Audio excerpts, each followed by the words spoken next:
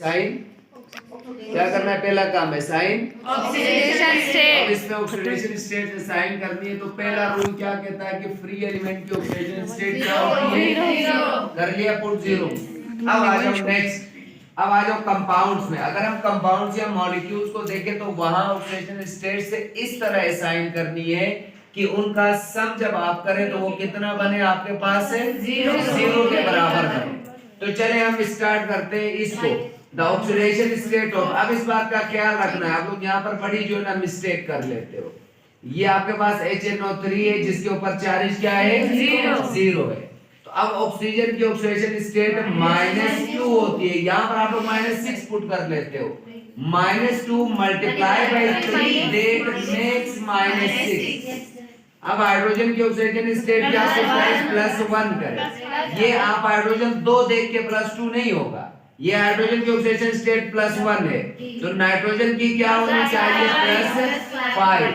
तो अब ये चीज देखें तो ऑक्सीडेशन स्टेट -2 मल्टीप्लाई 3 -6, यहाँ पर +5 और यहाँ पर +1।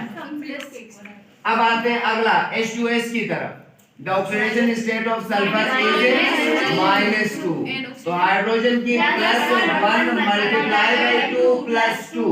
हाइड्रोजन की ऑक्सीडेशन स्टेट +1 है, +2 नहीं है, +1 है। अब आ जाओ इधर, the oxidation state of oxygen is -2, तो नाइट्रोजन की +2 बननी चाहिए ताकि सम बराबर हो। ये नहीं सोचना सर यहाँ +5 था तो यहाँ +2 नहीं होना चाहिए, ऐसा नहीं। ऑक्सीडेशन स्टेट डिपेंड करती है कि वो कंपाउंड में है तो उस कंपाउंड में उसकी बॉन्डिंग क्या है, उस बुनियाद पे बनती है। तो चले आगे चलते, अब देखिए वाटर की तरफ। The oxidation state of oxygen is -2, तो हाइड्रोजन की +1 मल्टीप्लाई बाई 2, तो ये आपके पास क्या बनती है, +2। तो कुछ बच्चे कहते हैं सर हम नाइट्रोजन को फोकस कर रहे हैं, आप नहीं कर सकते हो। आप कौन है फोकस करने वाले, रिएक्शन बताएगा कि आपने किसको फोकस करना है। तो अब रिएक्शन में आप देखोगे तो आपको 2 एलिमेंट्स ऐसे मिलेंगे जिनकी ऑक्सीडेशन स्टेट चेंज होगी, बाकी सब की ऑक्सीडेशन स्टेट कांस्टेंट रहेगी। अब जरा देखें हाइड्रोजन को, क्या है, +1, यहाँ भी +1, यहाँ भी +1, यहाँ भी +1 है, +2 नहीं है। यहाँ ऑक्सीडेशन स्टेट क्या है, +1 है, तो ये आपने उसको देखना है। तो चलिए बेटा, हाइड्रोजन में कोई चेंज नहीं आया। अब नाइट्रोजन को देखो, ऑक्सीडेशन स्टेट क्या है, +5 से कहां पहुंचा, +2। तो अब ये हमें बताता है कि चेंज इन ऑक्सीडेशन स्टेट किसकी हुई है, हो गया जी। अब आते हैं ऑक्सीजन को देखो, यहाँ क्या है उसकी ऑक्सीडेशन स्टेट, यहाँ क्या है, यहाँ क्या है, तो ऑक्सीजन की ऑक्सीडेशन स्टेट में कोई चेंज नहीं आया, इसीलिए हम ऑक्सीजन को कंसीडर नहीं कर रहे। अब जरा देखो सल्फर को, सल्फर की ऑक्सीडेशन स्टेट प्रोडक्ट में कितनी हो गई है। अब इसको आपने चेक करना है, ये आप मर्जी से नहीं लेते, ये आप मर्जी से ऑक्सीडेशन और रिडक्शन आपको बताती है किसको लेना है। तो चले भाई, अब जरा इसको देखें तो +5 से कहां पहुंची ऑक्सीडेशन स्टेट, तो इसका मतलब डिक्रीज ऑक्सीडेशन स्टेट क्या हो गई। अब बात याद रखें कि आपके पास रिडक्शन में इलेक्ट्रॉन से क्या होते हैं बच्चों, गेन इलेक्ट्रॉन्स होते हैं रिडक्शन में, तो इसका मतलब इलेक्ट्रॉन्स को आप प्लस फॉर्म में लिखें यहाँ पर। अब जरा मुझे बताओ इस 5 और इस 2 के दरमियान डिफरेंस कितना है, कितने का डिफरेंस है, कितने का डिफरेंस है, जहां 3 का डिफरेंस है तो इसका मतलब यहाँ पर 3 इलेक्ट्रॉन्स इसके पास ऐड हुए, क्योंकि रिडक्शन का मतलब गेन है। तो कितने इलेक्ट्रॉन गेन किए, 3। अब आ जाओ सल्फर की तरफ, यहाँ ऑक्सीडेशन स्टेट कितनी है, यहाँ कितनी है, तो डिफरेंस कितने का आता है, -2, कितने का आता है, 2 का डिफरेंस, मींस -2 का डिफरेंस या 2 का डिफरेंस।